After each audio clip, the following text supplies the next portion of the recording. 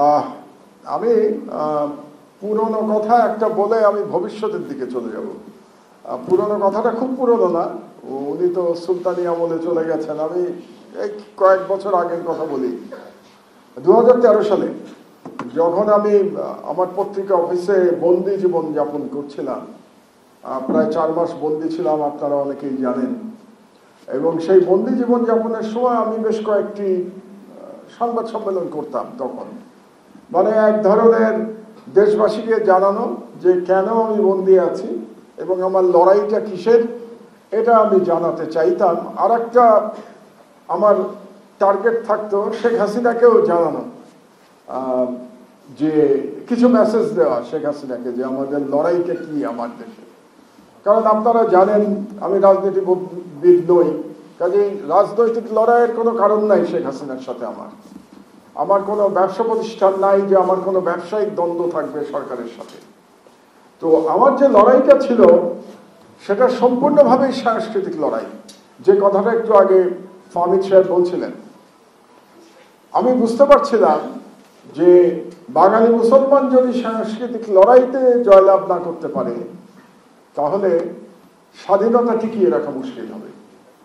এবং এটা আমি 2013 থেকে কি তারও আগে থেকে আমি বলতে শুরু করেছি যে বাংলাদেশে একটা সাংস্কৃতিক লড়াই চলছে এবং সেই লড়াইতে আমরা খুবই শক্তিশালী প্রতিদ্বন্দ্বীর সাথে সেই লড়াইটা করতে হচ্ছে।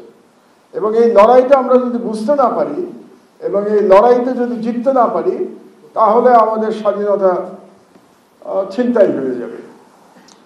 এবং সেই সময় আমরা যখন শাপলা আর শাহবাগের যে লড়াইটা চলছিল, এই লড়াইটা আমার কাছে মেইনলি এটা সাংস্কৃতিক লড়াই ছিল। কারণ শাহবাগ, সেই সময়কার শাহবাগ মনে রাখতে হবে, তারা এক ধরনের হিন্দুত্ববাদের ফিলোসফি তারা বলছিল, যেটা বাঙালি জাতীয়তাবাদের বয়ানে তারা ফেরি করত। কারণ বাঙালি জাতীয়তাবাদের বয়ানটা যদি আমরা চিন্তা করি তাহলে এটা এসছিল সোকল বেঙ্গলি রেনেসাঁ থেকে।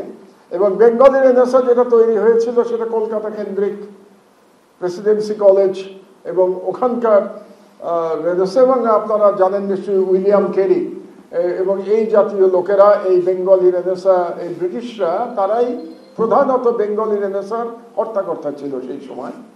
এবং তখনই রামমোহন রায় ইত্যাদি ইত্যাদি ব্যক্তির উত্থান ঘটে বেঙ্গলি রেনেসাঁর সময়।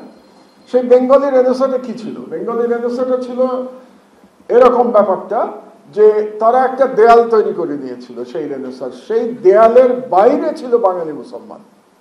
যদিও বাঙালি মুসলমান কিন্তু সংখ্যাগরিষ্ঠ, এটা আমাদের মাথায় রাখতে হবে যে গ্রেটার বেঙ্গলেও সংখ্যাগরিষ্ঠ কিন্তু বাঙালি মুসলমান ছিল।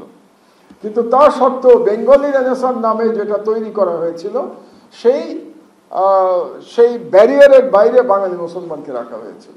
এবং যারা তখন হর্তাকর্তা ছিলেন সেই বেঙ্গলি রেনেসাঁর, বাঙালি মুসলমানরা চাইলে সেখানে ঢুকতে পারত, কিন্তু সেখানে একটা শর্ত ছিল যে সেখানে ঢুকতে হলে বাঙালি মুসলমানকে তার ধর্মীয় আইডেন্টিটি ত্যাগ করে সেখানে ঢুকতে হতো।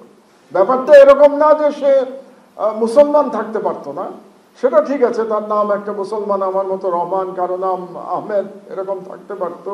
কিন্তু বাঙালি মুসলমানের যে কালচার, ওই কালচার নিয়ে সে সেখানে ঢুকতে পারতো না। তাকে হিন্দু কালচারটাকে গ্রহণ